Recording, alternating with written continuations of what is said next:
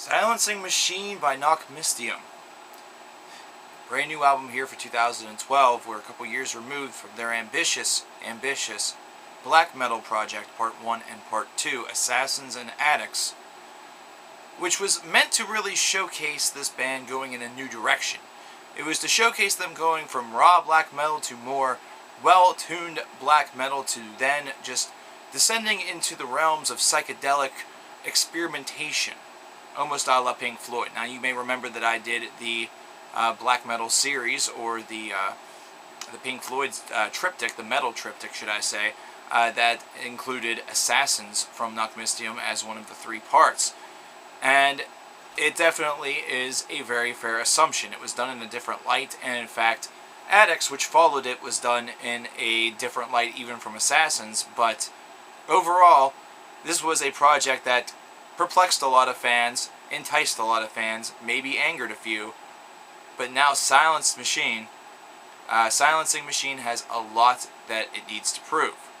Where was Nachtmystium going to go, direction-wise? The direction that they opted to do is to return back to the black metal that they were getting very, very well known for, and infuse in some of that psychedelic vision, some of that experimentation along the way. Take a look at a song such as Borrowed Hope and Broken Dreams. This is something that really showcases that they're able to mold the two together very well. This is one of the songs that reminds me really the most of the previous two albums, while also intermingling some of the works from their earlier stuff, almost though transmutating that into an idea that's a little bit more geared towards anti-religion, towards, not having a hope in this world, not having any dreams, just downright bottomless depression, which is something that this album certainly seems to be infusing. Take a look at some of the song titles, and that is, while not completely a fair assumption, it is still a damn qualifiable assumption. Whenever you listen onward, you start to notice that the raw side is definitely winning out over that psychedelic side, and which is really kind of fair considering it's two avenues that they are able to showcase very, very well. However, the raw side is something that they've done somewhat, however, it's been largely absent over the last two. But you also notice that some of the lessons that they learned during the black metal series of how to just flat out shred and write some killer hooks, some great melodies, and just some absolutely crushing rhythms, definitely once again reemerges on this album, and that combination effect actually creates this as becoming a real sleeper hit for here in 2012. Take a listen to the last three tracks on this record. Take a listen to the way in which it's able to combine those two elements and really not bullshit around with them.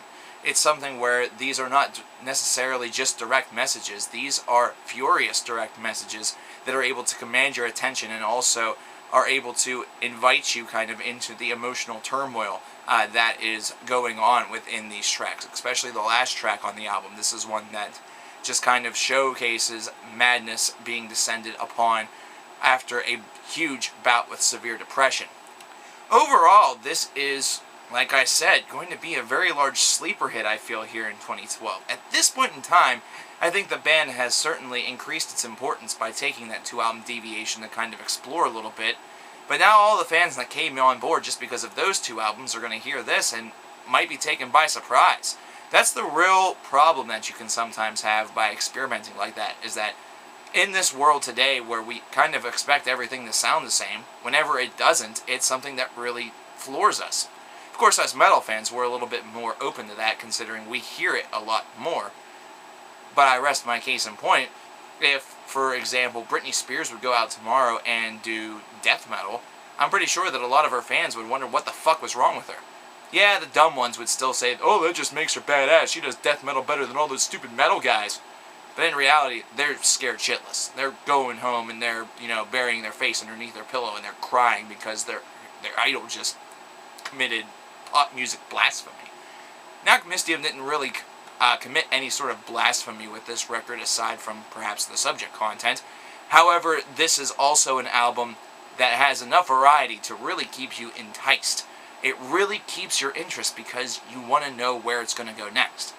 Repeat listens are also going to be a lot of fun, because there is some layering on this album that's going to keep you coming back. That way you can hear just exactly everything that's going on. And it's going to be another one of those albums where the more you listen to it, the more you're going to find new favorite songs, or songs that maybe just don't hit you as much as they did the first time. It's going to be one of those where the levels on your appreciation for the songs and love for the songs are going to vary probably by listen.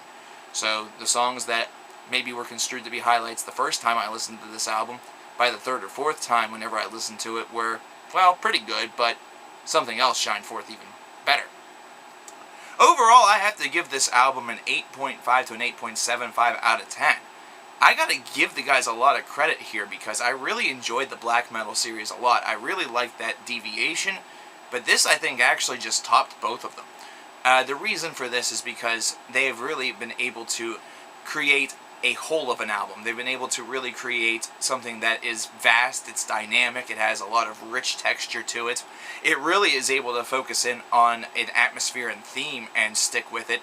And it's able to convey the emotions so damagingly well that you almost feel it within your own soul.